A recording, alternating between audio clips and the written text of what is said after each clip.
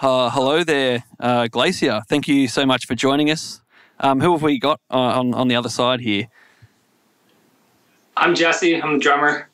Hi, I'm Ryan, and I play guitar. Yeah, there's a lot of excitement here. People really enjoyed the performance here with the visuals. So, yeah, thank you again for participating in such a sort of strange and experimental setup. Thanks so much for having us.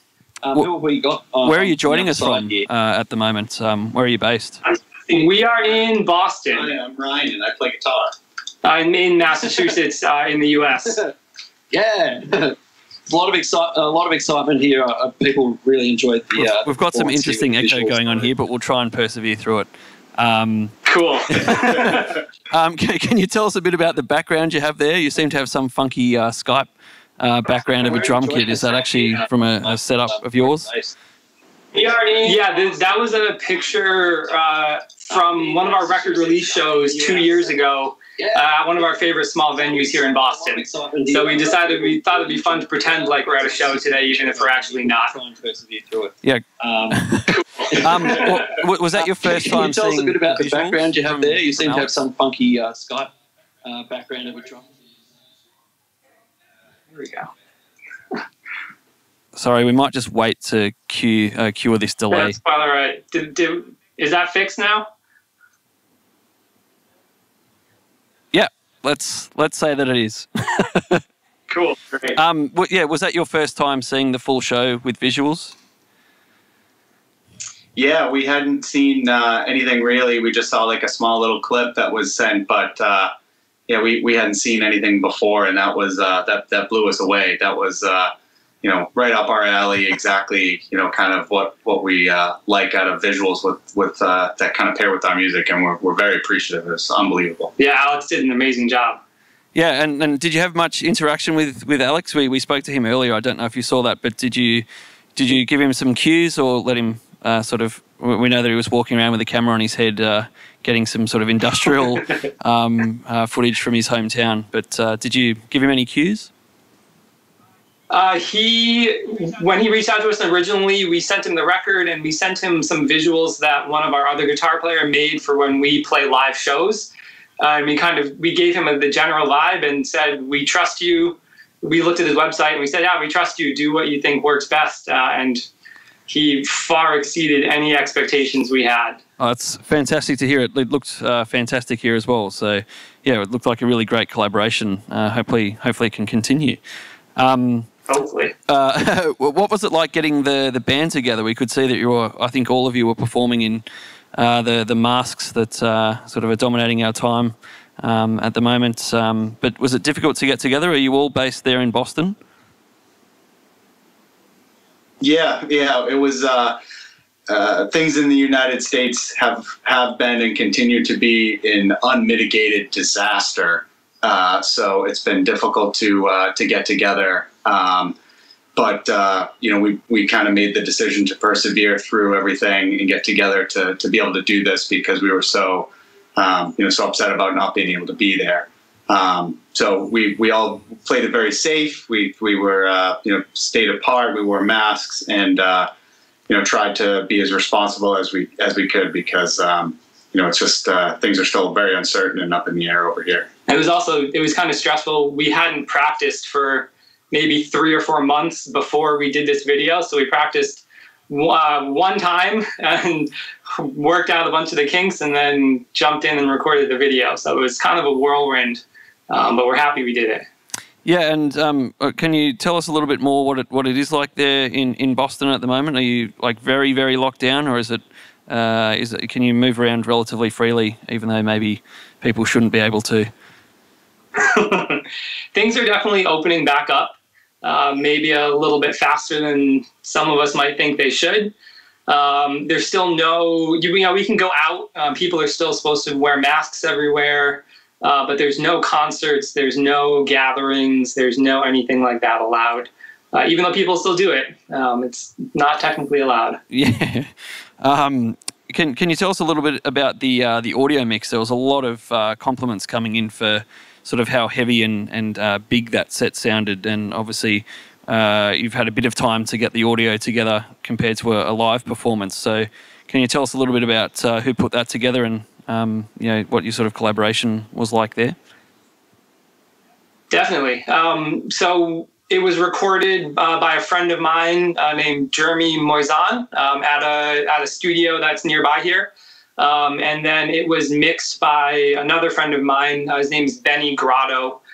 He actually recorded, he runs a studio in Boston. He recorded our last record.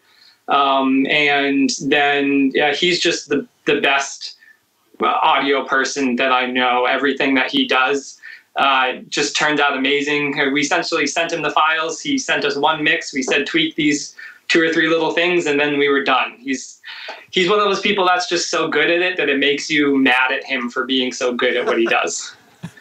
Yeah, right. And I think I forgot to ask about the venue that you recorded in. Was that of any specific significance to the band, or a place that you practice normally? No, pretty much everything in Boston is closed right now. So everywhere we tried to get into said, no, we can't let people in the building.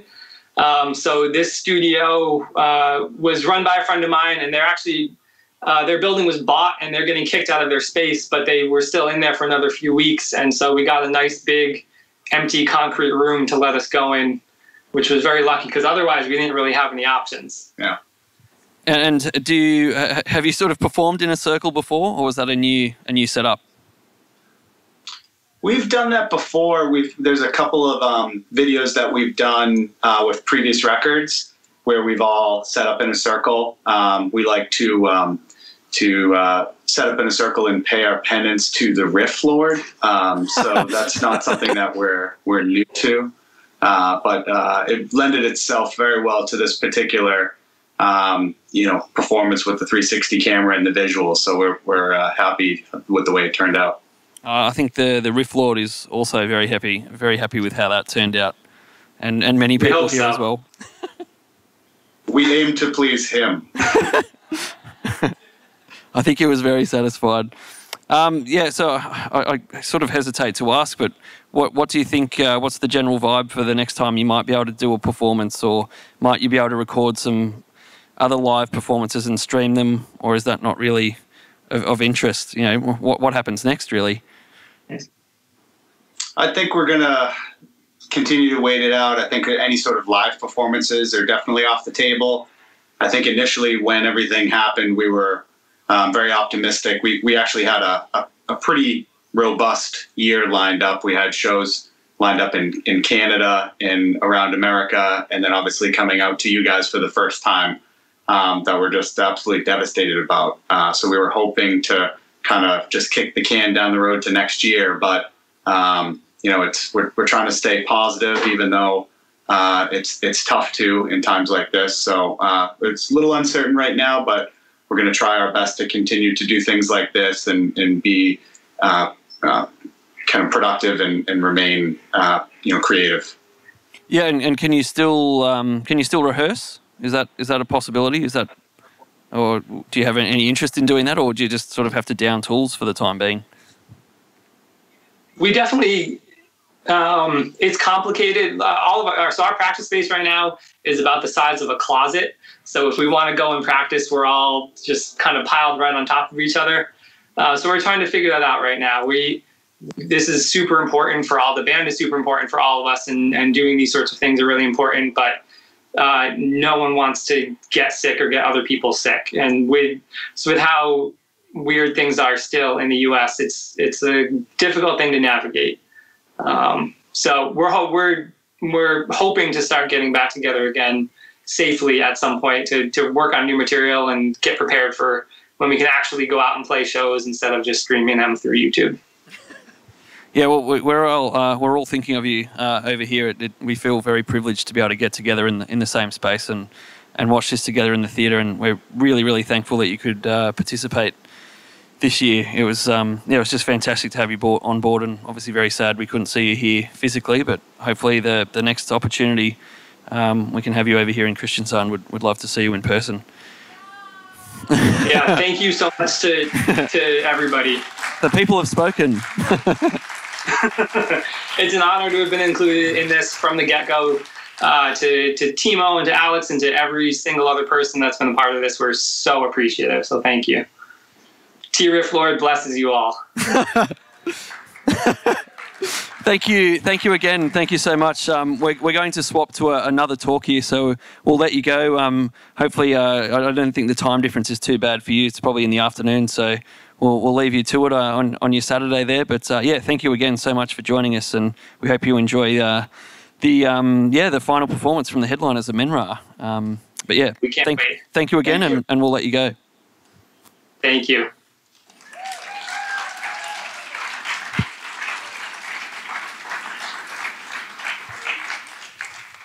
Okay, we're now swapping to a talk with the founders of Vivid. So we've got Timo, Eden, and Helga, I believe. There he is.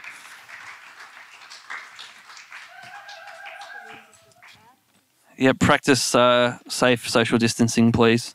Is that for me? Thank you so much. Am I allowed? Jeg kan sitte i midten. Okay, thank you. Jeg fikk beskjed om at... Oi, Cohort. nå er jeg uheldig. All right, so very generic question to start with. Can you tell us how the festival started 6 years ago? You know, who's... Are we live now? What's that, sorry? Are we live? Of course we are. Yeah. Everything is live. This is why we need to... Yeah, of course we are. Yeah. We're completely live. I'm not... These aren't practice questions. But can you tell us a little bit about how the festival started? You know, whose brainchild it was? Do you hear me? Okay.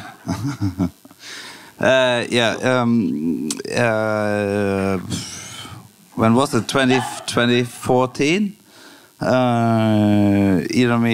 We had a little rough time. We were traveling around. We've been to Denmark on a festival, and it was quite nice. But it's just something was missing, and we just drinking, had a good time. Like, yeah, just do our own festival. Yeah.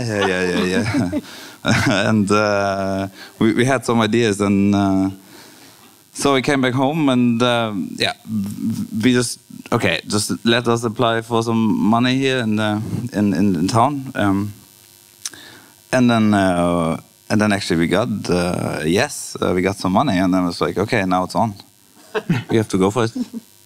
Yeah, and did you have any ideas about the first lineup, or was it a bit of approach bands that you had contacts with, and hopefully they say yes?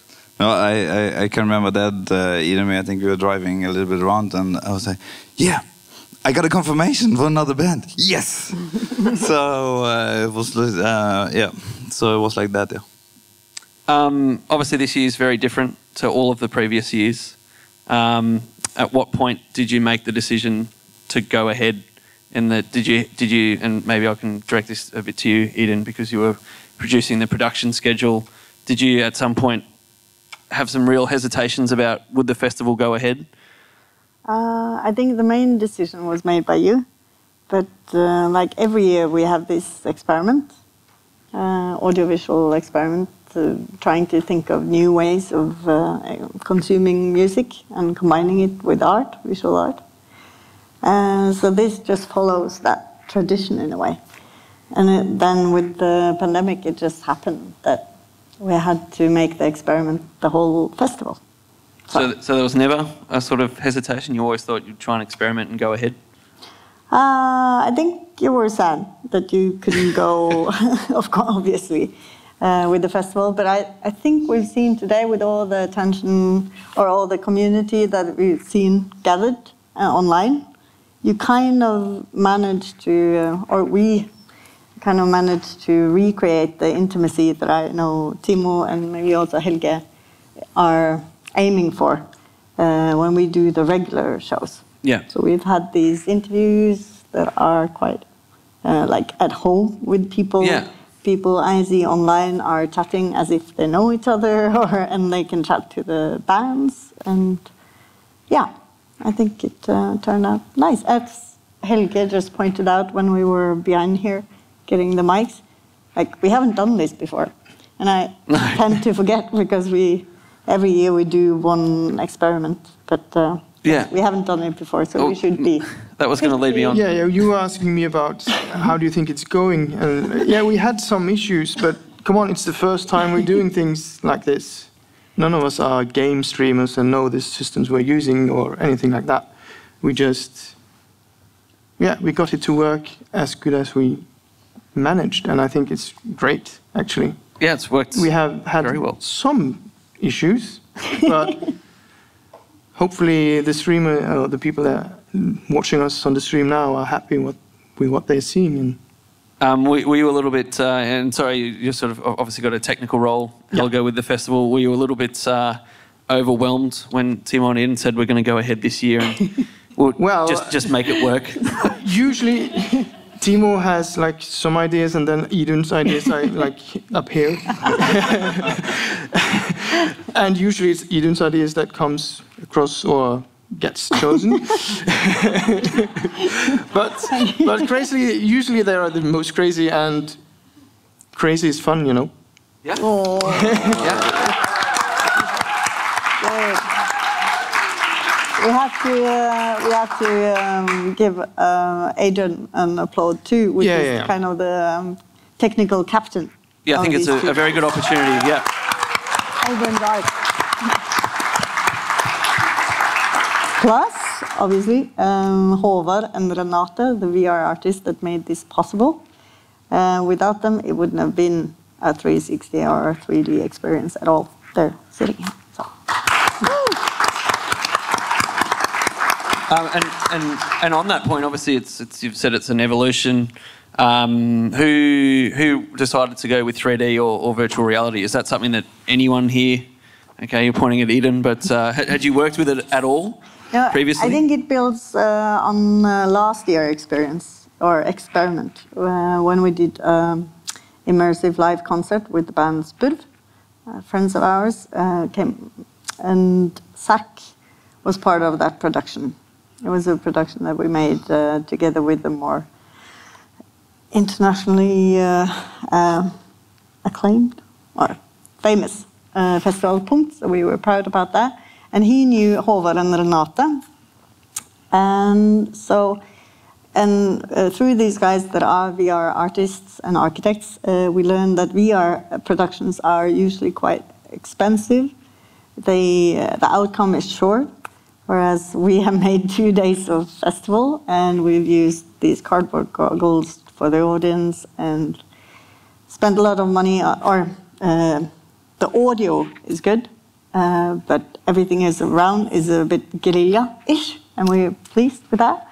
But so that's how it came about. And when Helge is Helge and Timo is Timo, and everyone says yes, then it becomes an experiment. Yeah. For sure. I think it's probably worth mentioning some. This wouldn't be possible without the support and sponsorship of some certain entities. So, could you possibly tell us a little bit about who's provided some funding? Yeah, of course. It's. I mean, we applied for a normal physical version, so we got the fundings for that. But this year it's Kristiansand kommune, which has been with us from the first year, which is really appreciated. And it's Kulturrådet, Norwegian Art Council, and fylkeskommune. What's that in English? Who knows? Yeah, that works. Agder fylkeskommune, thanks, by the way. And Cultiva, which had your own fund of Corona fund to get the culture kind of moving again. Yeah. We obviously really appreciate the support that the festival's had, and I'll just quickly mention that we are going to give a free ticket to next year. Hopefully, we have a physical version next year. But if anyone who's bought a ticket or supported the festival this year, we're going to be randomly selecting someone for to give a free ticket for the physical version next year. So if you haven't already bought a ticket or sent some money through, then we'd love if you can support the festival. Thank you so much for the work that you do, and long may it continue. Thank you very much, Brandon, for... Yay, Brandon! Great host. May I, final may word, I just mention that I think throughout these 2 days we've seen new ways of consuming music together, although distributed. And the next concert with Amendra is kind of uncanny, with being with a band in the midst of a circle where they have been practicing for 15 years in an abandoned schoolyard, isn't it? Yeah, and we're all very much looking forward to that. And speaking of that, that's coming up in basically about a 10-minute break, I believe. So we'll ask you now to switch over to live.vividpostrock.no, and there'll be a short delay, and then we'll have the Amenra concert, an acoustic Amenra concert, which should be really special, and we're really looking forward to that. Brendan, can I say a short thing? Thank you for all volunteers, and thank you guys for supporting us. Thank you very much. Yay!